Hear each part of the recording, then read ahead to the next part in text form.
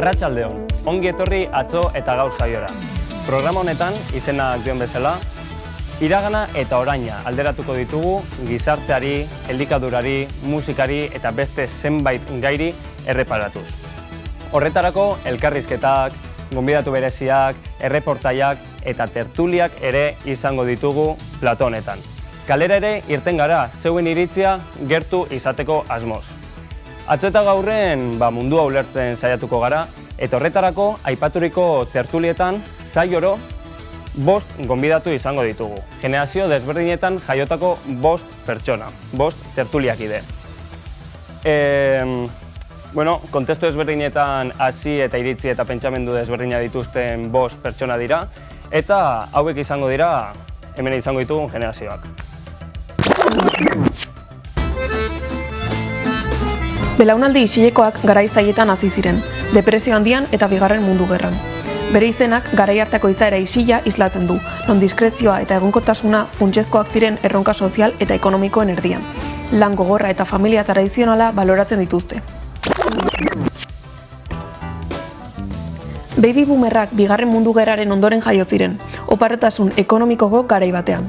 Familia idealak, arrakasta profesionala eta egonkortasun ekonomikoa baloratzen dituzte. Mugimendu kontrakulturalen sorrera ere bizi izan zuten.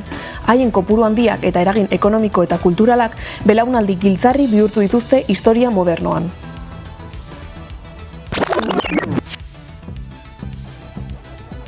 Zubi belaunaldi gisa ezagutzen dira, trantsizio teknologikoko eta gizarte aldaketetako mundu batean hasi ziren, hala nola dibortzioen igoeran. Bideojokoen etorreraren, musika alternatiboaren eta interneten hasieraren lekuko izan ziren. Bere izenak, isa, ezarritako balioen definizio eza eta zalantzan jartzea islatzen du.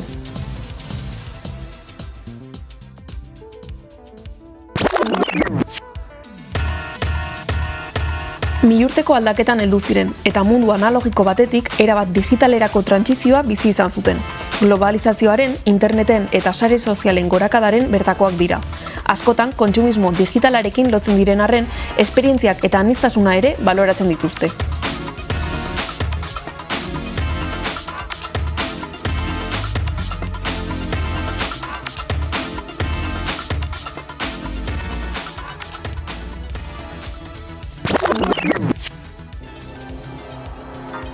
Zeta belaunaldia lehen belaunaldi erabat digitala da, mundu hiperkonektatu batean hazia.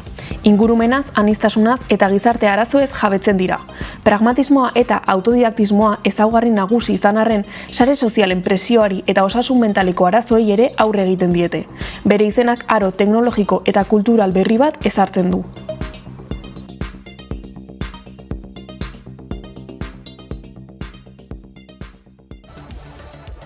Ikusi berri dugun bideoan, belaunaldi desberdinak aztertu dira, eta harremanak izango ditugu hizpide gaurko saioan.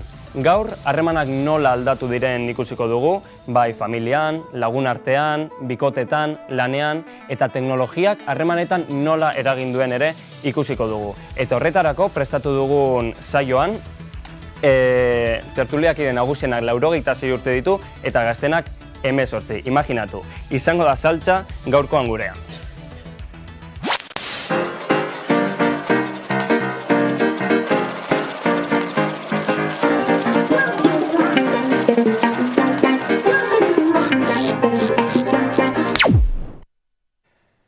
Hementxe ditugu gurekin, tertuliakideak, arratsaldeon, Arantxa Erkizia, generazio isileko partaide bezala. Bai. Arratsaldeon, Modesta Arretegi, boomer generazioko kide bezala. Arantxa Etxeberria, generazio X generazioko representatzaile bezala dugu gurekin. Arratsaldeon Ane Urresti millennial generazioko kide bezala, eta arratsaldeon zuri ere Egoi Z generazioko kide bezala. Esan bezala harremanen inguruan hitz egingo dugu gaur eta lehen galderari eutsiko diogu. Lehenik eta behin aipatzea aspaldi ezkondu baino lehen errelazio sexualak, harreman sexualak edukitzea ez egoela oso ondo ikusita, baina gauzak asko aldatu dira eta egoera hori erabat normalizatu den gauza bat da. Jakin nahiko nuke, Arantxa, zer iritzi duzun, ezkondu aurretik harreman sexualak bai ala ez? Ni ez. Ez oso gaizki iruditzen zait. Urduan izaten zen errespetua.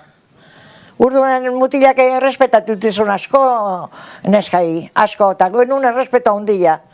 Eta gu biltzen ginen,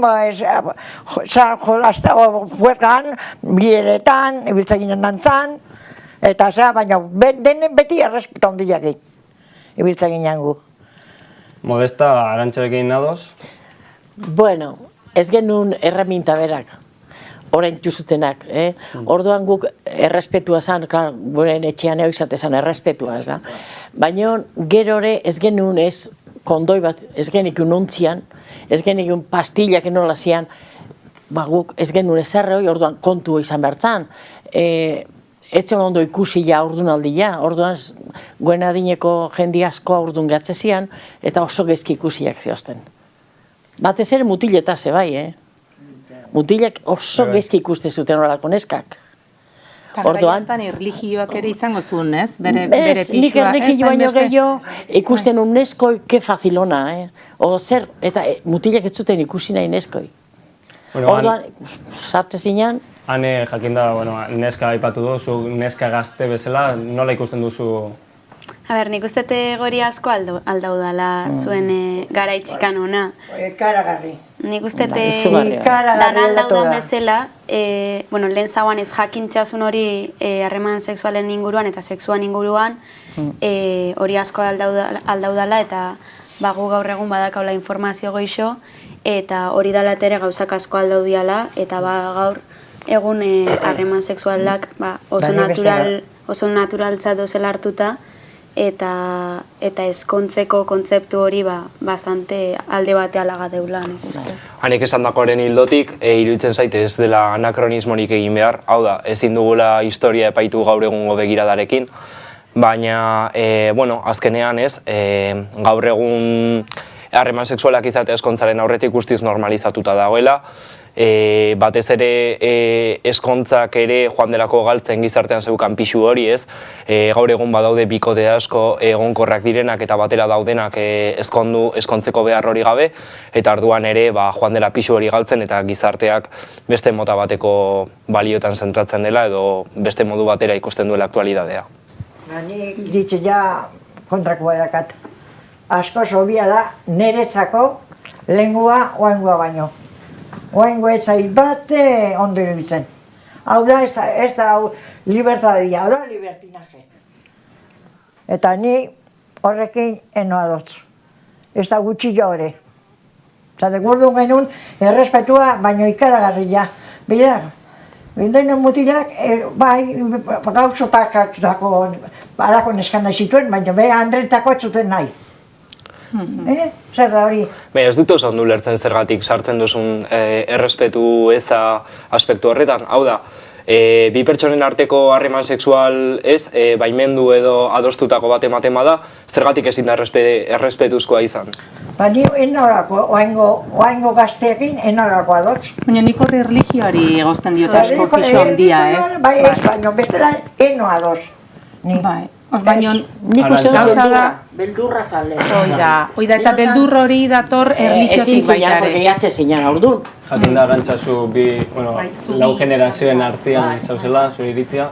Bai, pixkat hildo hortatik ez, erdibireko hortan, ez bat eta ez beste, ezta? Egia da, nik uste beraien garaian, erlijioak pixu ikaragarria zeukala, eta ezkondu aurretik sexu harremanak mantentze hori, zen gauza bat, aipatu ezin zitekena. egiten baldin bazenun gaizki ikusitako zerbait zen, eta aldiz, orain beste muturrera pasageranaren sensazioa badaukat, egia da. Bai, eta nik neronek ere, hori nire amarekin askotan eztabaida eduki izan dut, ezkondu aurretikan, bikote harreman serio batean egonikan, oporretara joan kanpora, eta karo, beraien imaginarioan bai pentsatzen dute, honek sexu harremanak mantenduko ditu ezkondu aurretik, ez? Eta, karo, nik ez dut berdin ikusten, egia da, ez dago lako erlijioak, ez daukalako pixurikan, baino aldi berean entzun eta ulertzen dut, beste garai bat zan, ez dakit, beste presio batzuk, hori da, frankismoa, lotxa, gero oso interesgarria iruditu zait Modestak aipatu duna, ez? Ez jakintasun hortan beraiek aurdun gelditzeko beldurra, kondoia zertzan ere hori etzeukaten eskuragarri. Karo. Ez kondoiak eta espirulik eta zerre. Gauza alderdi garrantzitsua da. Hori da basia, porque oan jakin nahi nuke guk zeingo genuken erraiztasun horiekin.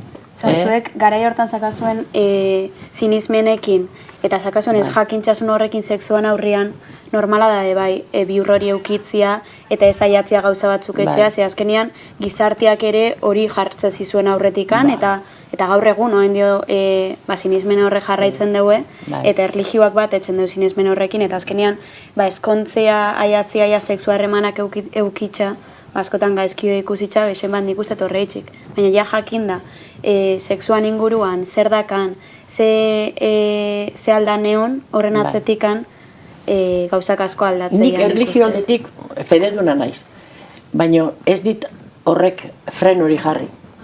Nik jarri zait jendiak, adibidez, bizilagun batek, familiarrak, lehenguso bat eskontzen zan aurdun eta bira. Eskondu da aurdun. Bira. Osea, que zan komentario generala herrian aurdun zegoela neskaua.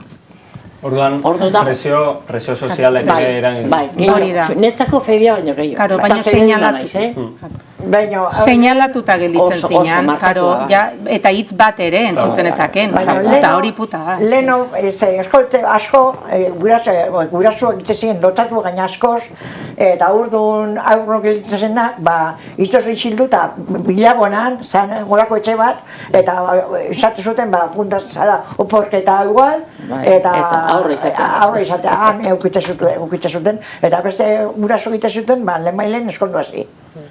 Lotxa zan. Eta lero esaten nahi eskoetxean horiei, anekdota bezala da, baina nahiko tristia. Ninak izeba bat eskondu zana aurdun, nire ama naiz bat, eta esate zigun guri amak, kontu zibili gero senarrak puta ditzen duta. Ulertzen. Orduan, neize horrek askotan haituzun hori, bere senarrati.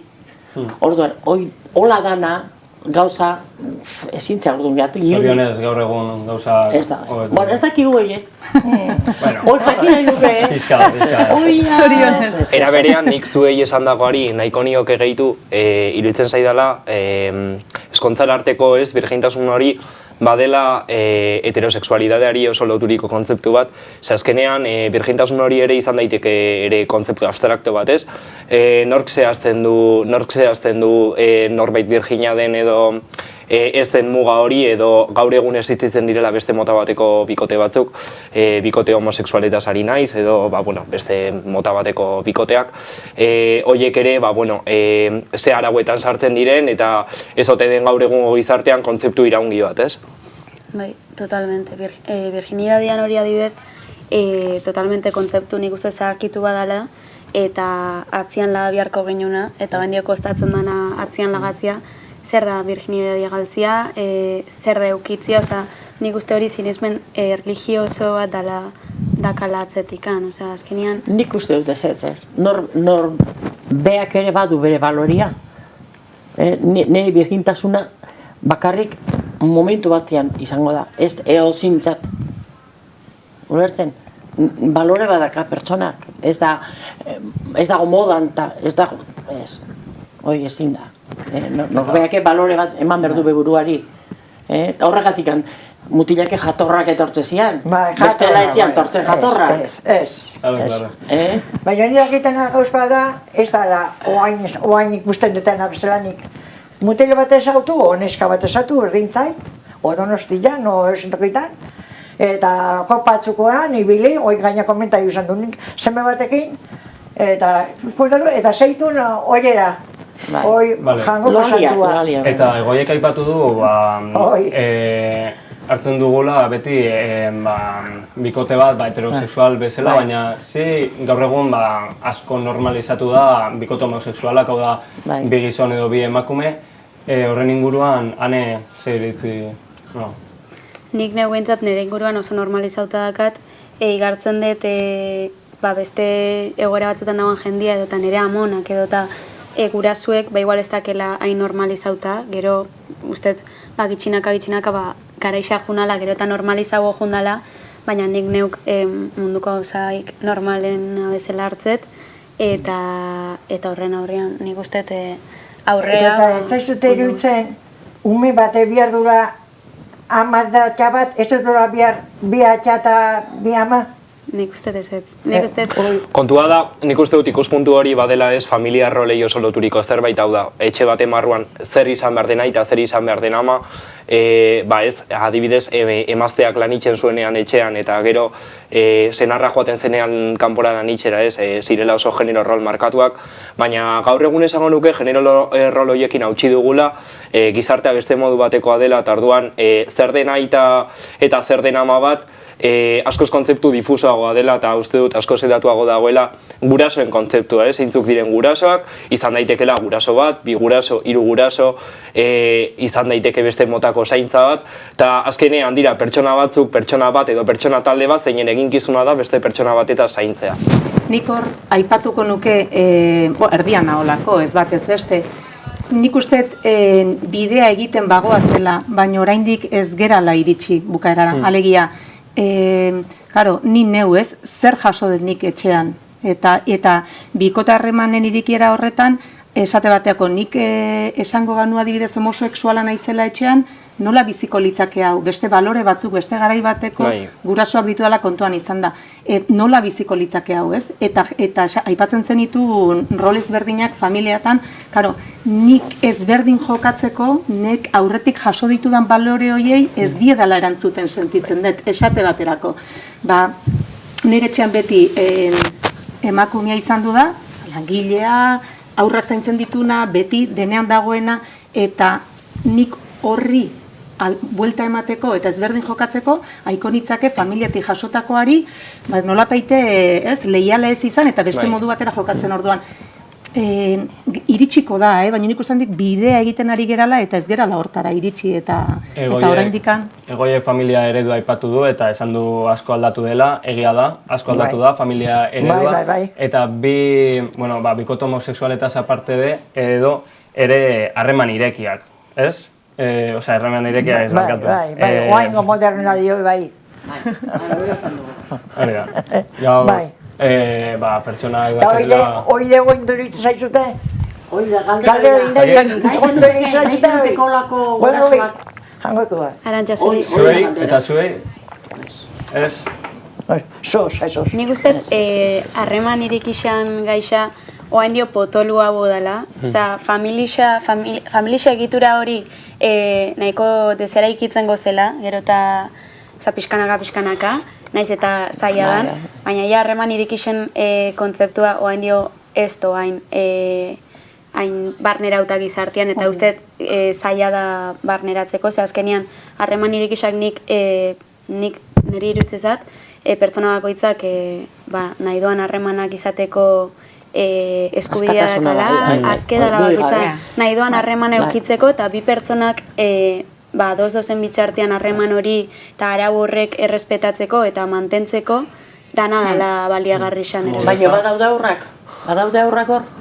Hori segun harremanetan. Porque hor baldin badaude umen batzuk, Bani, bakatu esatia, baina nago aros, ez da bat ere. Nik esan nahi duke hoi, bile bakarri baldin badaude. Desde luego ez noa dos nire. Baina baldin badea pareja gazte bat, eta ez bada hor umeik, eta ez bada hor... Baina zu imaginatzen zeaz, ostiral batien etortzen dela zure amana beste tipo bat, o zure aikana beste eta posure du alderantziz. Nahi den duke gukoi familia batien? jakitiko ondo dono gezki da hon, Nik ez. neurtuko nuke niretzat. Nik nire atia ez dut ikusi nahi beste andre batekin netxian. Nik ez. Hori adibidez, familia egitura hortik do biderauta. Familia egitura hori imaginatzeko keukideon familia hori eta dakaun familia hori. Ez dugu imaginatzen beste familia motaikan.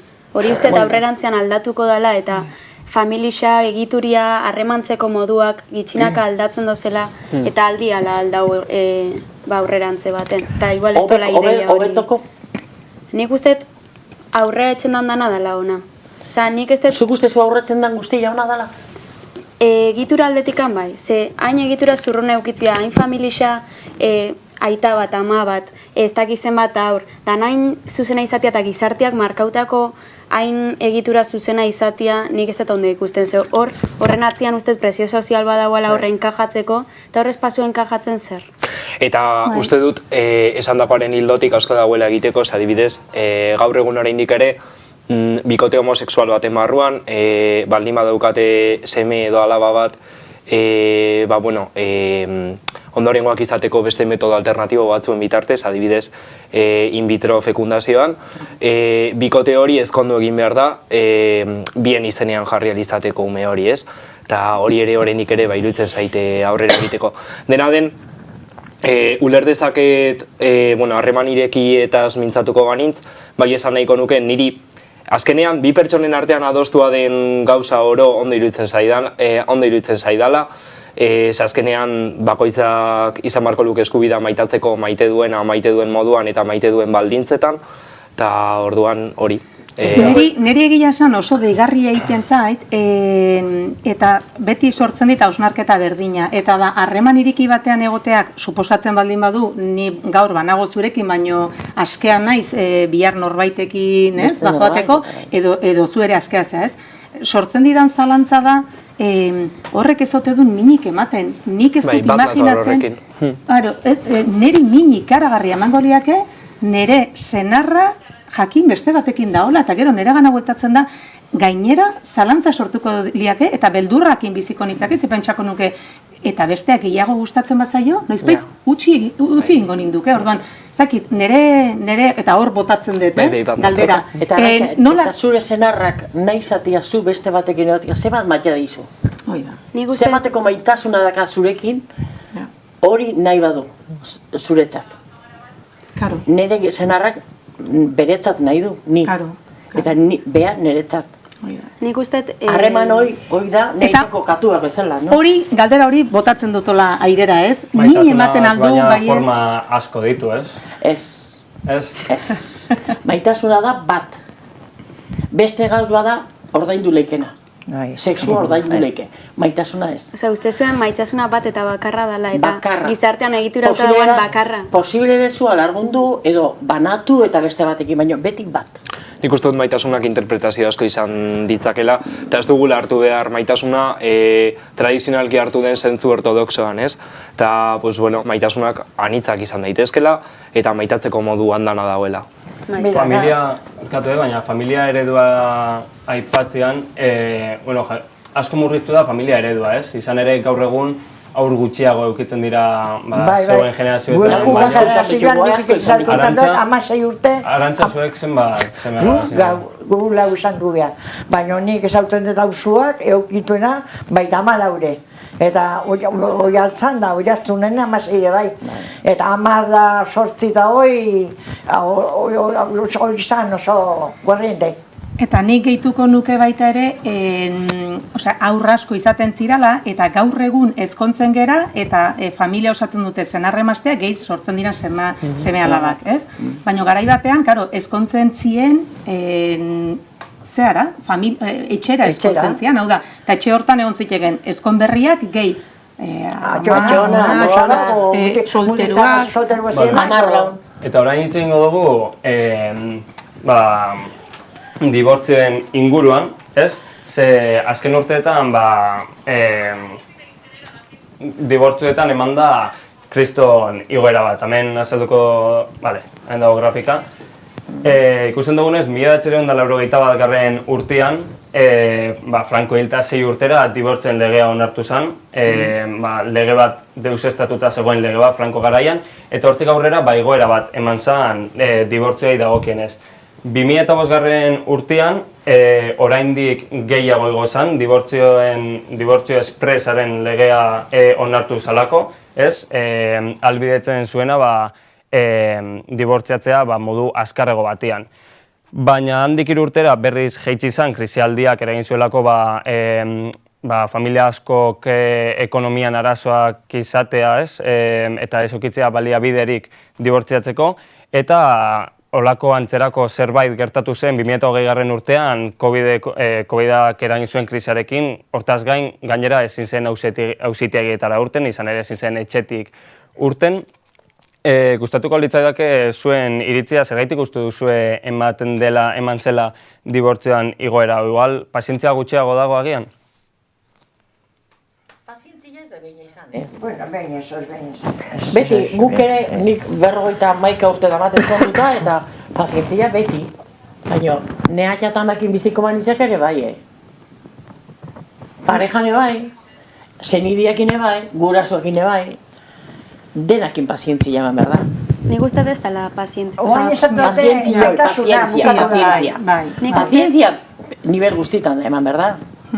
Nik uste hortaz gain igual aldala izan bai, aukeria. Hor aukeria sortu zen dibortziatzeko, eta hor izan zala igoerie bai, gero eta pertsona geixo doz homosexuala, gero eta, meiazke ez da geixo dozela, sino eta aldiala aukeria dakela hori erakusterazteko. Hauxe diote hemen gurekin dugun tertuliakideek dibortziaren inguruan, mea zer diote adituek. Aroia Goienetxea Egibarrekin bildu gara, hau aditua da, abokatua da, eta hauxe da dibortzen inguruan esan diguna. Zure galderari erantzunez, eta dibortzaren legearen bilakaerari buruz, esan behar dut aldaketa oso handia, oso nabarmen eta esanguratsua izan dela, izan ere orain dela 50 urte dibortzioa Espainian etzen existitzen. Eta ez hori bakarrik, gehiago esango ditut. Debekatua zeon, kontuan eduki, garai hartan frankismoa zegola, eta frankismo garaian elizak eta erlijioak botere eta pisu handia zeukala, oso gizarte kontserbadorea zen, eta oso gaizki ikusia zegoen, eta moralki ez zegoen onartua, dibortziatzea eskontzen zinen, bizitza osoako. Orduan, gero demokrazia etorri zenean, eta pixka bat, garaiaietan zegoen bizitza berri moduarekin lerratuz, eta Europan zegoen tendentzia horri jarraiki, atea zen Espainian legea, dibortzioaren lehenengo legea, 1981 urtean. Baina hala ere, lege horretan prozesua zen banandu, lehenengo emertzinen banandu, 2 urte, eta behin 2 urte pasata gero, orduan altzen duen dibortzioa eskatu. Baina lehenengo baldintza zen bai edo bai banaketa bat egon behar zen. Gaur egunean ordea, guztiz kontrako da, deitzen dien dibortzio espres horiek entzunak izango dituzue, bat-batean dibortziatu zaitezke. Ez dago aurreko baldintzarik, ez dakiten ezin denboa pasa beharra. Ez, nahi dezu dibortziatzen zea eta punto. Eta gainera ez da legalki bakarra legea zentzu bertxian, baizik eta horrek suposatzen zuna, ez? Lehengo garaitan dibortziatzea zen zerbait, ez zegoen ondo ikusia, familian etzen gustatzen, jendearen esamesak, ez zegoen oso onartua. Denbora aurrera joan den ala eta gizartea aldatzen joan den ala, orain oso zerbait onartua dagona da, oso normalizatua dago, eta gainea, gehiago esango dizut, nik ikusten bait, nire ondoko norbait, nik maitean norbait ez dagoela ondo bere bikotarekin, nik esango diot, aizu, dibortziatu zaitez. Ikuspegiak asko aldatu dielako, ez? Eta, lege horren barruan ez da bakarra sartzen dibortziatze hutsa, baizik eta kontuan hartu, garai haietan normalean ekonomikoki dibortziatzeak asko suposatzen zula, zergatik normalean emakumeak ez zulako lan egiten, eta zen gizona lan egiten zuen, orduan dibortziatzen zinenean, ekonomikoki oso gaizki gelitzen zinen, hor bat zeuden konpentsazio batzuk legea jartzen zitunak, gizonak eman berdizkionak Andreari eta baina zure egoera etzen oso ona. Aldatzen zitzaizun bizitza asko, ez? Oain ere bai noski, baina leheno gehiago. Eta gero seme-alabekin eta ere bai, esan dezakegu kustodioaren gainean baita ere asko aldatu dela. Ze lehen, kustodia normalean amaren gain uzten zen. Eta orain ordea dago beste filosofia bat, pixkat denboak modernizatu dielako, eta aitari ere ematen zaio bere papera zaintzan. Orduan, orain askotan kustodiak konpartituak dira. Bai aitena eta bai amana. Orduan, gauzak esan ditzakegu asko aldatu diela. Tengotik honea. Baina teknologiak nola aldatu ditu harremanak? Orain galdera hau erantzungo dugu, baina noiz? Anuntzio ondoren.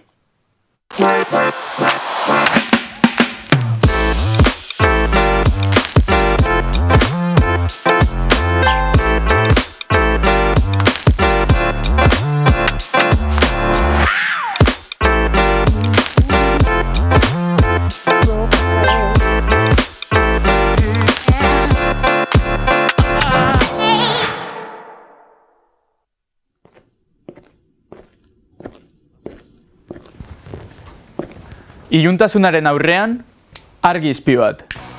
Argituz programan zure zalantzei erantzuna ematen diegu. Asteazkenero 7:00 gure kanalean. Zalantzarik?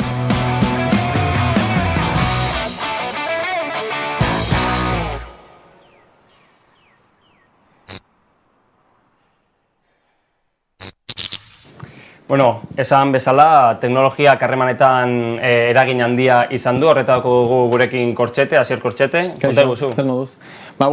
Nik uste gaur egun mundu guztia dakila teknologiak mundu oso aldatu duela, baina zehazki behatuko dugun atala izango da ligatzeko jendeak orain nola egiten duen. Azteko gaur egun 130% online ligatzen du, bai sare sozialetan, bai aplikazio ezberdinen bidez, adibidez Tinder edo Kaixo Maitia bezalako aplikazioetan. Gauza da, lagunen bitartez oraindik lehen ligatzen zen bezala, jarraitzen dutela ligatzen, zanik uste hori ez dela inoiz galduko, naiz eta sare sozial desberdin eta teknologia desberdinak egon hori ez da inoiz galduko. Eta datu hauek ikusteko pertsonan eta jende desberdinak pentsatzen duna ikusteko, Donostiko kalera atera gera, jendeak pentsatzen duna ikusteko eta ikuspuntu desberdinak aztertzeko. Así que hemen daukazute bideoa. Gaur, Donostien elkartu gera, jende nagusi eta jende gaztearen ikuspuntu desberdinak aztertzera. Baina gure galdera da, hobeto da pertsona ligatzea edo aplikazio edo sare sozialen bidez. Guazen aztertzera.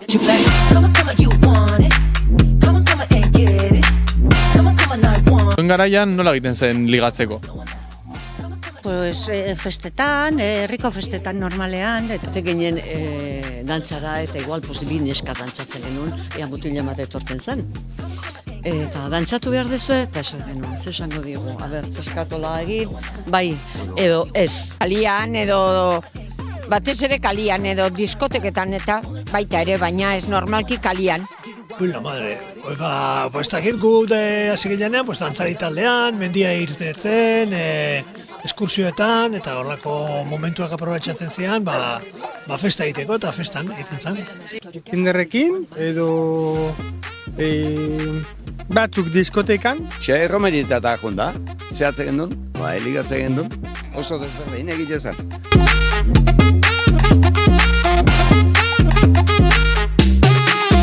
Zuri ondoro ditzen zaizu gaztek orain gero ez da gehiago ligatzea moietik, edo Tinder, edo Kaixo Maitia bezalako aplikaziotatik? Bai, orokorrean bai. Bai. Ez, orokorrean historia politak ateatzea. Osantzutsuagoa, garbi dago, askoz indartsuagoa ateragean. Zuek etxeate gure adinetan aldakoak izango. Arrituta gelditzen naiz, sare digitalen bitez, Tinder talako saren bidez ligatzea eta gozo egin izu egiten diate eta harriru da izugarria bai. Ni Tinderren bakarrik ligatzen dut. Osa, pertsonean hurbildu egin behar zara eta... ez. Ligatzeko bi erata ondo dago, azkenen influentzia auki edo ez, badakizu quien te viene por interés porque se nota konversazioagatik, así que nik uste dut ondo daula, bi manerata.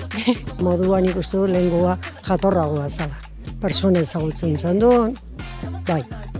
Nik uste dut zein modu dala ona ligatzeko, ondo ligatzen bali eta beti errespetuz. Zuntzako igual bai, baina niretzako ez behintzat nahi etxaizki itatxegin nolako sistema horiek ez. Ze gainea hori ez da oso fidagarria. Ni ondo iruditzen zait. Batez ere ja nire adinekuak hasi dira igual dibortziatzen edo banatzen, eta más al grano, más sin perder tiempo. Ondo iruditzen zait.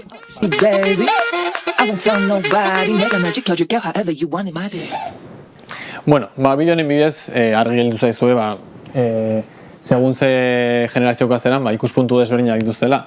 Eta, bueno, hemen daukagu gutxi gora bera portzentai tabla bat ikusteko, aplikazio desberdin hauek ligatzeko aplikazioak dira, eta, 1983 urtean izan zen Match aplikazioa, honek ligatzeko modua asko aldatu zuen, eta munduko lehenengo aplikazioa izan zen, eta, gaur egunean ikusten dezute, erabiltzaile ikaragarriak igo direla, eta esatekoa da ere, gizonezkoen tasa asko handiagoa dela, 74 gizonezkoak direla, emakumeak baino nahiko gehiago.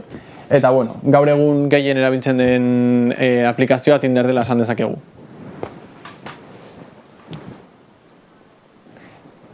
Eta, Euskal Herria mailan ere baditugu gure aplikazioak, bertako aplikazioak, euskeraz ligatzeko eta euskaldunok ligatzeko. Zoritxarrez, 2024an, zehazki duela 2 hilabete, bertan bera erori zen aplikazio hau, erabiltzaile gabe gelditu zelako, Tinderrek daukan arrakastagatik.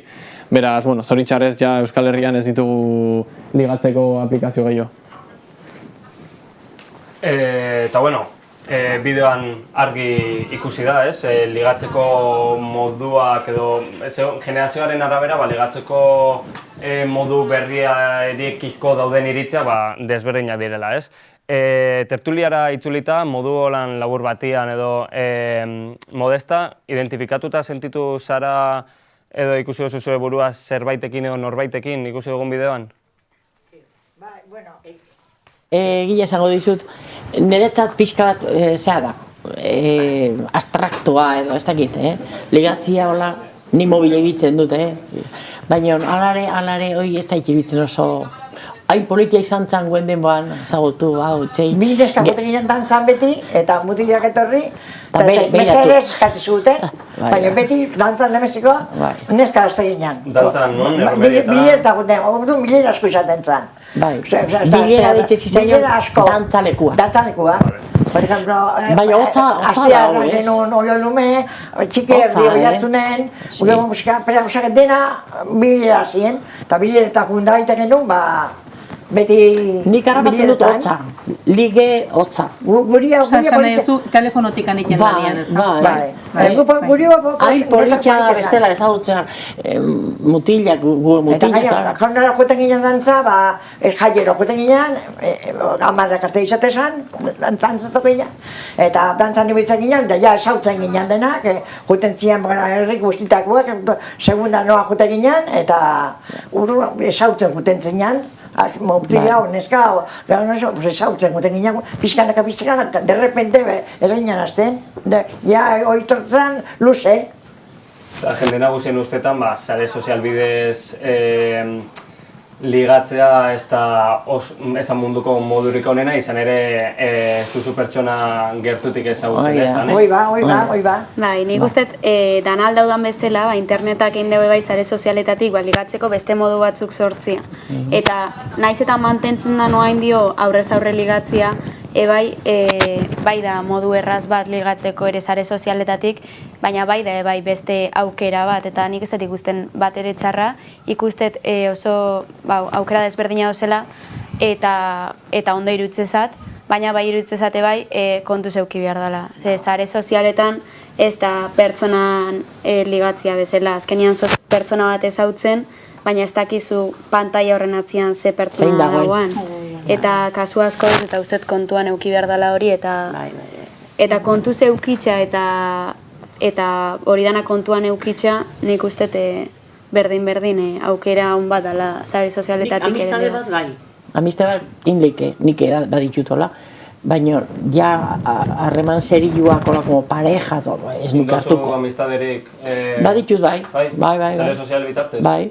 Baina hola Kubako Andre bat, nire lagun batera ama, Valentziko matrimonio bat, oikein hitz egiten dut asko. Nei aldiz iruditzen zait magia galdu egin dela, ez? Ze nik aplikazioak ez ditut erabiltzen, nik baita ere, ez? Hauen antzera erromerian, kalean ezagutu nuen nire gaur egungo senarra, eta iruditzen zait aurrez aurreko hortan, zuk ez dakizu aurrean daukazun hori, dantzan dabilen hori, badagoen ligatzeko helburuarekin edo ez, eta aldiz, aplikazioek uste detor, ja argi gelditzen dela, ez? Etorri gera hone, hau da helburua argia da orduan, magia galdu egin izan balitz bezala, ez? Harrek bazeukan aurrelako xarma xarma hori, ez?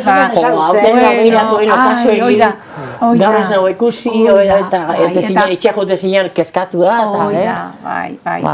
Ikusi dut, eta bez, piztu naiz berriz ez, dakit hori. Guztet hori, mantentzen dela hori oain dio, eta badagoa. Bai, eta azkenean hori, aurrez aurrekoak argi dago badaukala bere xarma, eta, bueno, dela bizitza osoan zehar mantendu den zerbait, eta politxea dena, baina ere iruditzen zaite, egon daitekela gizartean jende bat, lotxatiagoa dena, edo ez dituenak hainbeste aukera horrelako lekuetan jendea ezagutu alizateko, eta bueno, horretarako aukera bat izan daitezkela sare sozialak edo aplikazioak, ez? Eta azkenean uste dut zenbat eta aukera gehiago egon, horrek erabakitzeko askatasuna ematen digula, eta hanek ondo esan duen bezala kontu zibiltzen den artean, guzti zilegia izan daitekela ere horrela bikoteak sortzea. Bai, bikotea neko zaila, baina amistade bat, bai. Bai, gainera hor ikusitako bideo hortan azaldu da, ez? Gazte bat esaten zuena aurrez aurre, hau zaila da, aldiz, aplikazioan bitartez erresagoa da, bai, bat nator, izan daitekela erresbide bat, baina, bueno, beti gauza guztietan bezala, irabazi eta galdu, ez? Bai. Txanpon baten bi alderdiak bezala, bai. Bueno, denbora asko jo genezake honen inguruan hitz egiten, baina jada bukatu beharra dugu. Gizakiak harremantzeko dituen moduak zeharo aldatu direla ikusi da azken hamarkadetan, eta hala irakutsi digute gurekin tertulian egon diren tertuliakideek. Eskerrik asko Arantxa, Modesta, Arantxa, Ane eta Egoi gaurkoan gurekin egoteagatik. Eta, bueno, Egoi, txoitxo batek esan dit, bertsoa botatzen dituzula, usartuko zeinak... Noski. Bai, altxatuko naiz. Primeran, bai. Oso ondo. Torri hona negozi. Eta... hor ondo. Eta, bueno, eskerrik asko zuei ere, gure gaurko lehen saioan gu hautatzagatik, eta datorren astera arte. Zuekin, Egoi. Gaur entzun izan dugu iritzi andana, naizta plazaratzea berez dugun lana. Eskertzen dut hau denak zuek gaur emana, eta ni plato ontara gonbidatu izana, zaindu dezagun denok dugun harremana.